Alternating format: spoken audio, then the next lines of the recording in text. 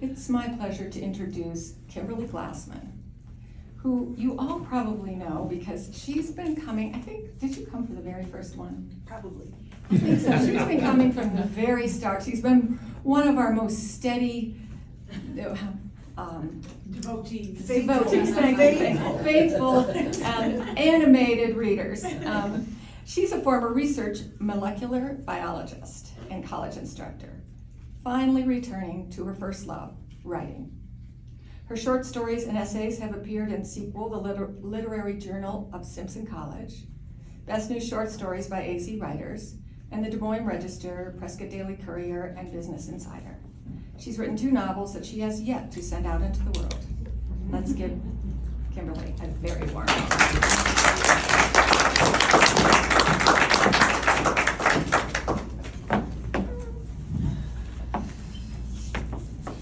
Okay. No, that doesn't work. I just get so dry. All right, how's that? Can you hear me? All right. Closer. What was that? Closer? All right, tonight I'm going to read from my second novel, and it's the one I have been reading on and off here over the last few months, and I'll give you a little background on it first. The novel is called, tentatively, Butler in the Burbs. It is set in the Des Moines, Iowa area and features 3 main characters. Maddie Matilda Gardner, who's 27, her 50-something husband Leo, originally her graduate advisor, is currently a visiting professor at Oxford. Maddie wants to return to grad school to finish her PhD, and so she needs help with her 4-year-old twins, Aiden and Theo, so that she can study for the written qualifying exam. So she hires Jameson Evans, a 31-year-old English butler she meets in a coffee shop. Evans has recently found himself unemployed and trapped in Iowa because his former employer is suddenly a fugitive from the FBI, having committed vast financial crimes. Am I dry? Mm-hmm. As our story opens, Evans has been the live-in butler at the Gardner household for 3 weeks, when our third principal character, Georgia Gardner, arrives in the middle of the night. Georgia, 22, daughter of Leo and stepdaughter to Maddie. She has driven all the way from Colorado, although we don't yet know why, and has discovered that her old bedroom is now occupied by Evans. It's the morning after her arrival. Chapter 8, Georgia ruins breakfast. In the end, Georgia realizes that tossing Mr. Evans out of her room will have to wait until the morning. She stands swaying in the living room while Matilda tucks a sheet onto the couch, then crashes onto the pillow, fully dressed, and falls asleep. She doesn't even feel the blanket Matilda pulls up over her shoulders. But in the morning, everything turns out to be more complicated. He's in England. They are sitting at the dining room table. Evans prefers the kitchen to himself when cooking, and he is indeed cooking them breakfast. This is so weird. The dining room is much as Georgia remembers it, with a thick-legged walnut table that her mother had loved, but had deemed too heavy in so many ways to take with her when she left. It is currently sized to seat 6, but Georgia has a crisp memory of it expanded to full size on a mild December night 5 years ago, laden with chips and dips and cheese and crackers and fudge and Santa-shaped cookies, and surrounded by the boisterous denizens of her father's university lab, his annual Christmas party. Her mother had been off visiting Georgia's Aunt Brenda, so Georgia had assumed hostess duties. She had been 17, anxious to get out of high school, eager to be a boisterous denizen of a lab herself. She had plunked herself down next to Maddie, the newest of Leo's graduate students and one of only 2 women in the lab, introduced herself and begged her to tell all. Had she chosen a project? Was she nervous working with notoriously finicky RNA? Was it hard being a woman in science? Sitting here together again, Georgia can easily picture that Matilda in her ridiculous reindeer sweater, how pale and uncomfortable she had seemed. If Matilda remembers that conversation, it doesn't show. She rests her elbows on the table, her coffee mug held in both hands. The mug is black, emblazoned with white script, "You're lucky I meditate," Georgia chooses to take this personally. Yes, he's a visiting professor at Oxford this term. He'll be back just before Christmas. Milk stays in the glass until you drink it. This last is addressed to Theo, perched on a booster seat to her right, still in his pajamas. Or it might be Adam. Georgia really has no idea. The boys have been staring at her since she stumbled in from the living room. It's possible they were staring at her while she still snored on the couch. She has no idea about that either. Why didn't anyone tell me? Matilda lifts an eyebrow but doesn't reply. Georgia scowls and slurps some coffee. It is exceptionally good coffee, and she finds this very irritating. Nevertheless, it is true that she cut off nearly all communication with her father when he announced that Matilda was pregnant and they were getting married. Georgia and her mother had already moved to Colorado by then, and Beth had filed for divorce, but Georgia had taken the new betrayal as a last dagger to the heart. The white saloon doors between the dining room and the kitchen, those are new, swing open and Evans appears, an insulated pot in his hand.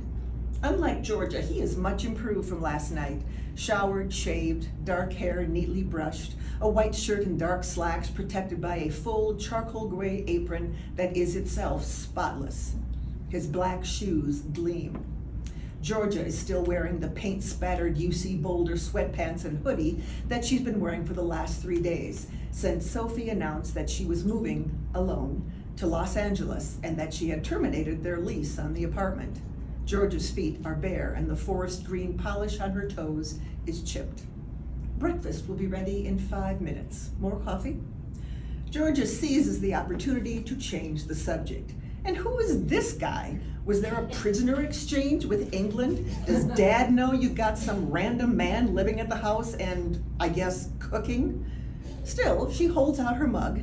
Hers sports the red and navy logo of the Minnesota Twins. For a refill. An exquisite aroma of cinnamon and nutmeg wafts out of the kitchen and nearly floors her. She hasn't eaten since she left Boulder. This is Evans, Matilda says, and then maddeningly leaves it at that. No offense, Georgia says, looking up at him over the rim of her cup. He has astonishingly light blue eyes. Evans gives Georgia a small bow. None taken. I believe we met last night, he says, with conspicuous courtesy. It is nice to see you again, Miss Gardner. A timer beeps in the kitchen, and he turns. Please excuse me. Can I have a banana with my open meal, Mr. Storyman? Adam asks his retreating back. Manners, Aiden, Matilda says. Oops, Aiden, not Adam, whatever. Please. Evans pauses in the doorway, turns. Of course, Master Start. The same for you, Master Stop? Yes, please, and a toast, not cooked. Georgia props her elbow on the table, rests her forehead in her hand. 4 hours of sleep just isn't enough. She's driven all this way to be home again, and her home is filled with strangers. She needs to get a grip on this situation. She needs to get her room back. She needs to take a shower. Evans returns, carrying a large, brightly painted tray. From this, he lays out a small bowl of butter and a basket piled with muffins, perfuming the air with sugar and spice. In front of each boy, he places a bowl of oatmeal and 2 small plates adorned with sliced bananas and raspberries and chocolate chips arranged in a funny face. The one for Theo also has a slice of buttered bread. Aiden and Theo squeal their delight and take up their stubby spoons. Georgia snags 2 of the muffins and 4 pats of butter. She needs to eat.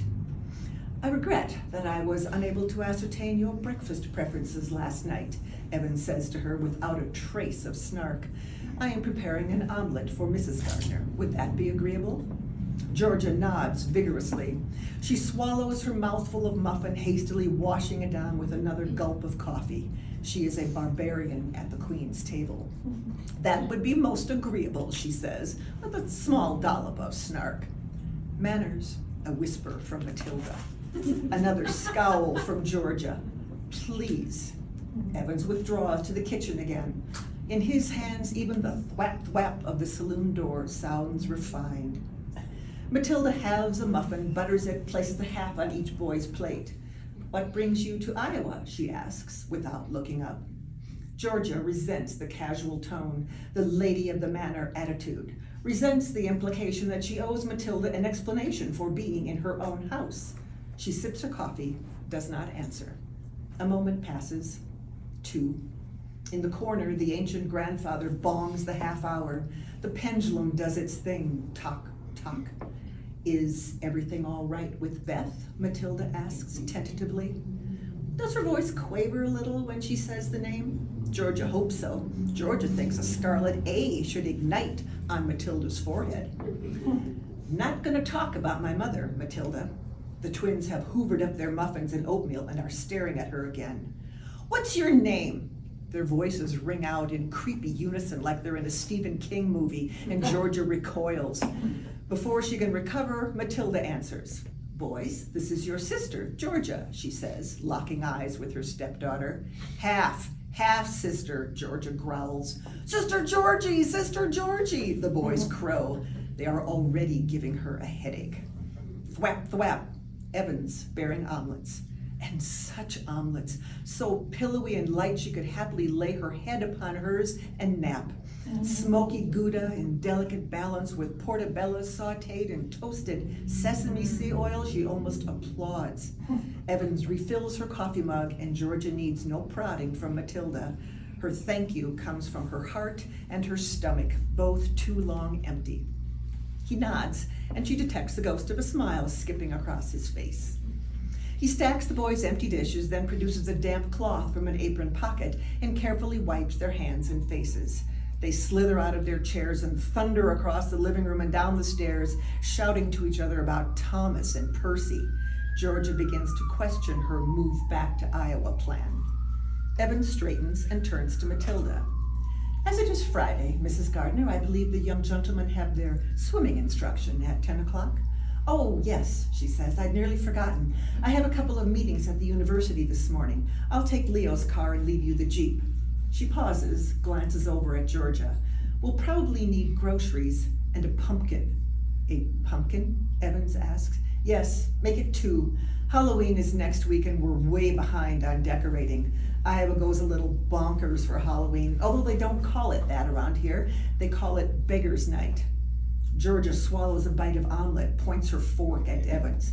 Be sure and get the full-size candy bars. None of that fun-size bullshit nonsense. And lots of them. This house has a reputation. She sees Maddie's startled look, and she smirks. Evans considers all of this, then gazes out the window and says, to no one in particular, the American Midwest, that vast obscurity beyond the city, where the dark fields of the Republic roll on under the night. Georgia looks up, surprised.